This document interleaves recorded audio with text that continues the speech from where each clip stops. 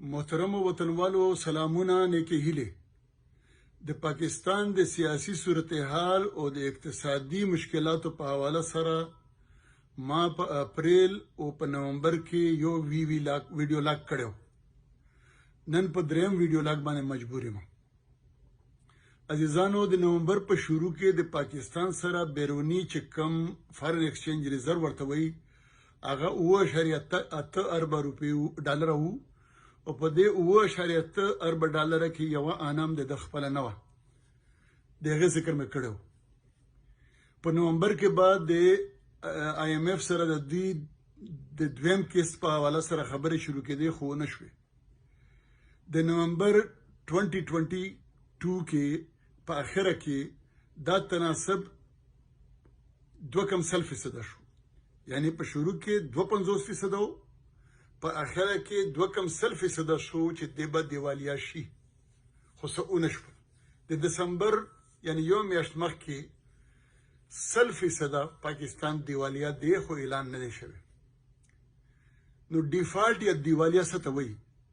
دا هغه ملک ته وایي چې کم بیرونی قرضې نشي ورکولی، خپله خرچه نشي پوره کولی، د ده سره داسې شی نه وي چې هغه خرڅ کي بار ته ولېږي او د هغې په بدل کې خپل ځان وپیي او بیروني قرضې پوره کړي. نو د IMF سره د دوی خبره روانه وي. په دې دوران کې دوی د ملګرو ملکونو چین، سعودیه، قطر، دبۍ بار دورې وکړې، خو دوی ته نورې پیسې میلاو نه شوې. د سیلاب په مد کې دوی سره 811 میلیون ډالر وعدې وشوې، خو په هغه کې 100 میلیون ډالر هم ورنکړې شوې. نو د دوی ټول کوششونه ناکام شو. اوس IMF او د دوی ترمنځ مذاکراتو کې یو غټ خرند دی.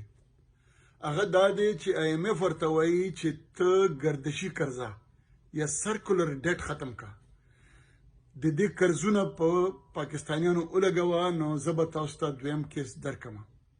که دویم کیس دته ورغې نو بیا به ملګري ملکونه هم 13 ارب ډالر نور هم ورکړي، څه به ایشین ډیولپمنټ بینک او ورلډ بینک هم ورکړي. نو د بجټ پورې به ګزاره وشي، خو ګزاره بیا هم نه کېږي. نو گردشي قرضه څه شی دی؟ گردشي قرضه د بجلی او د ګیس هغه بیلونه پیسې دي چې کم پاکستان خلکو ته، کارخانو ته، محکمو ته ورکړي دي او د هغې په بدل کې چې کومې پیسې درته راغلي دي دا د هغې مطابق نه دي، د هغې نه کمې دي. نو دا ټولې 4,000 ارب روپۍ دي. په دې کې د پښتونخوا او د بلوچستان د لاسه یوه نه خبره هم نشته. دا خبره ټول د پنجاب او د پنجاب د سرمایه‌دار او د کراچۍ او حیدرآباد خبره دلته ده، خو په هغه موضوع کې نه ځم، هغې تفصیل کې ته نه ځم.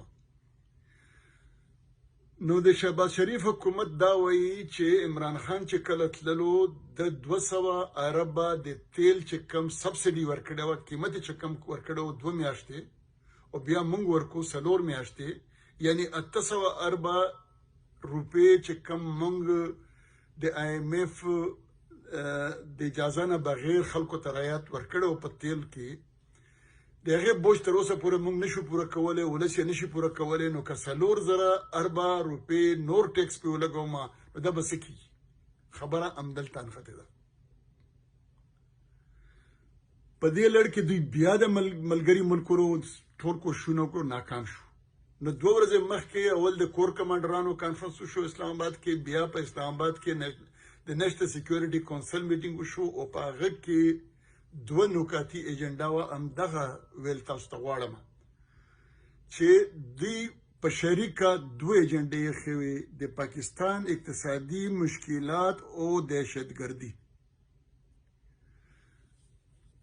نو دهشتګردي بیا دې ته راورسېده چې دهشتګردي زیاته شوې ده، دا ختمول غواړي. دهشتګردي څنګه زیاته شوې ده؟ په بنو کې د CTD ډرامه وشوه، په اسلام آباد کې یو پټاخه خلاصه شوه. دغه خودکشم یو پټاخه وه. دا زموږ سره همیش شوي دي. تاسو ته پته وي زموږ ښارونه والوزېږي او د ده یو پټاخه وي.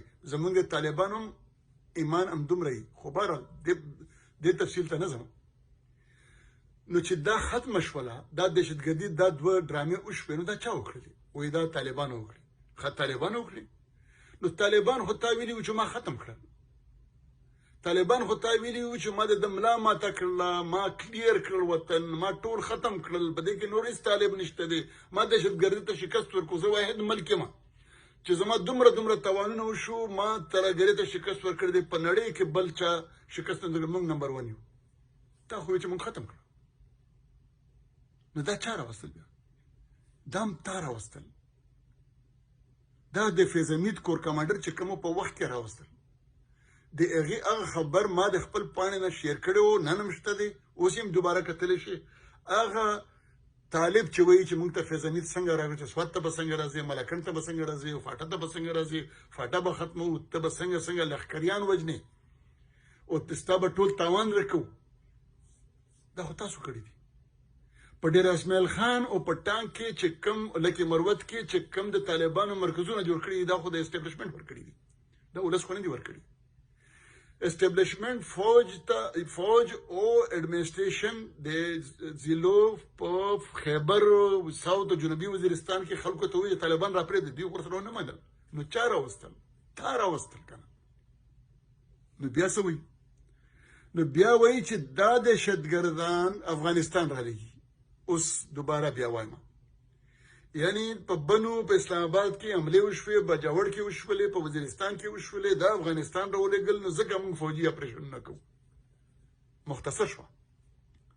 او هلته امریکا بادشاه وایي چې تا ته پوره حق دی چې خپله دفاع وکړي، موږ به د دوی مدد کوو، موږ د پاکستان مددګاره یو، د دهشتګردۍ خلاف ته ګامونه واخله.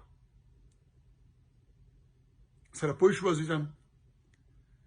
هغه خلک چې کم دا نه مني چې د اشرف غني حکومت په ختمولو کې د امریکې او د پاکستان لاس وو، چې نه مني دا، نو د هغوی په حواله سره دا درته ویل غواړم چې تاسو چې نن په فیسبوک باندې په پوسټ کې د طالبانو اصلي نوم ولیکئ، په اصلي الفاظو کې ولیکئ، نو د ستاسو د اکاونټ څوک ریسټریکټ کوي، څوک یې بندوي. سره پوه شوي؟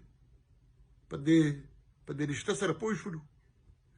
نن که څوک دا وایي چې د افغانستان یا د کابل حکمران د پاکستان مخالف دی، یا پاکستان د کابل د حکمران مخالف دی، دا همدومره غلط دی لکه څنګه چې خلکو به ویل ځنې چې فضل الله د پاکستان مخالف دی، پاکستان د فضل الله مخالف دی. دا بالکل دروغ. لکه څنګه چې خلکو به وایي چې منګل باغ د پاکستان مخالف دی، پاکستان د منګل باغ مختلف دی. دا بالکل دروغ. لکه څنګه چې خلکو وایي چې بیت الله د پاکستان مخالف دی، پاکستان د بیت الله مخالف دی. دا بالکل غلط. لکه څنګه چې خلکو وایي چې دهشتګرد د پاکستان مخالف دی، پاکستان د دهشتګردۍ سخت دشمن دی. همدا نمونه د نن د کابل حکمران او د پاکستان حکمران همغه رشته ده. نن د کابل حکمران نور هیڅ نه دی، دا د نننی وخت فضل الله دی، بیت الله دی، مفتی دی، شاکر دی، نامدار دی، منګل باغ دی، لشکر طیبه ده، تشمیمه ده، سپه سرابه ده، بل هیڅ نه دی. او بیا همغه ډرامه ده چې وګوره دوی دا داسې کوي، موږ ورپسې ورځو، امریکا ورته وایي شاباس موږ پیسې درکوو او ډالر به راشي. په موږ به څه کېږي؟ موږ به بیا کډوال کېږو، موږ به بیا په فوجي چوکونو باندې زموږ بېزتي کېږي، زموږ به بیا ماورای عدالت کې قتل کېږي، موږ به بیا اوچتېدلي کېږو، میسنګ خلک به جوړېږي، موږ به ته به بیا پښتون پروفایلینګ کېږي چې دغه دهشتګرد دي که نه. او چې واپس شو نو نه به زموږ فریج وي، نه به زموږ کمبل وي، نه به زموږ ټي وي وي، نه به زموږ هېڅ به په کور کې نه وي. زموږ کور به لوټلی وي او دهشتګرد به بیا چېرته محفوظ ځایونو ته شفټ کړی شوي وي. دا ډرامې به تر څو پورې موږ کوو؟ عزیزانو، خاص به صرف دا دی چې په دې وخت کې موږ ته صرف د امن آواز اوچتول غواړي. امن موږ غواړو. د امن په حواله سره چې دا اوس کم پاسونونه شروع دي، دا ډېر ښه دي، خو دا پیرل غواړي، دا یو کول غواړي.